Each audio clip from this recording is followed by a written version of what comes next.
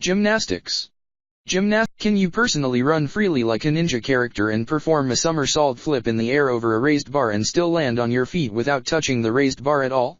If you're the average guy, the answer would probably be no, and it's completely understandable. Don't beat yourself up. Here it isn't an easy task to do anyway. It's something the average person really isn't supposed to be do, because not everybody has the backbone to flip and perform stunts of that nature in the air.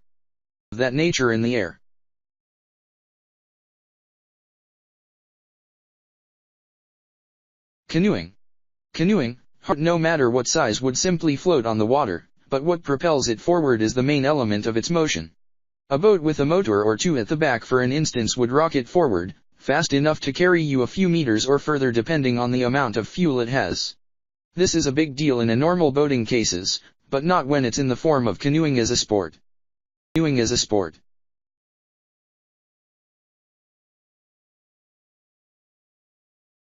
Paralympics.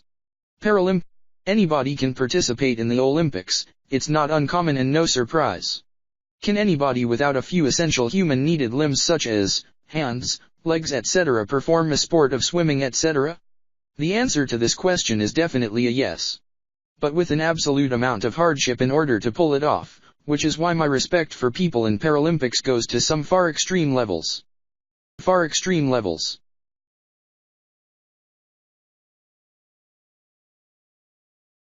MMA cage fighting, freestyle MMA cage fighting, the hardest sports to play. MMA cage fighting is regulated and under strict rules and conditions, with penalties if it isn't done properly in the ring by participants and opponents. Fighters are allowed to do virtually any move to get an opponent down, as long as those set of moves are within the respected boundaries of the rule sets that regulate the sport while in commencement.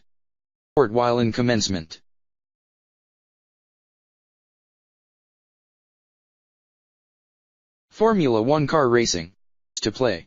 Ranked number 1 amongst the hardest sports to play, simply due to how much of concentration, flexibility, physical endurance, and tolerance of discomfort for long hours, mental stability and sharpness, years of experience needed to play, the amount of skill one has to develop as a standard and as a compulsory step in order to be a performer in this sport without killing others or getting killed themselves.